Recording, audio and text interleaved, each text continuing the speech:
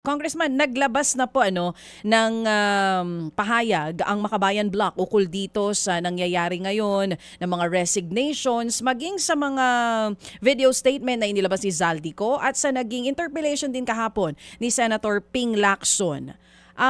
Dito po sa naunang pahayag ninyo, sinasabi nyo na hindi sapat ang resignation. Bakit nga po ba mahalaga na imbestigahan itong mga tao na iniuugnay dito po sa 100 billion pesos insertion?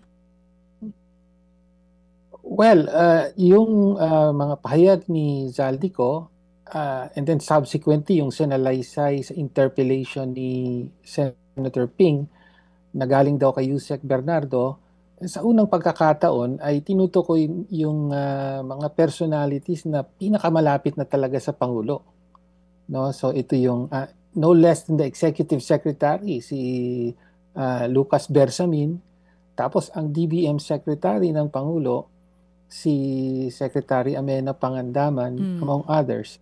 So dikit na po sa Pangulo yung mga personalities na sinasabing may kinalaman sa nagpatupad ng utos ng Pangulo na mag-insert ng 100 billion pesos worth of items sa 2025 budget at tumanggap pa ngayon ng at nagbigay daw si Zaldico at si Yusek Bernardo, may hiwalay silang mga sinasabi na malaking mga kickback, billions in kickbacks.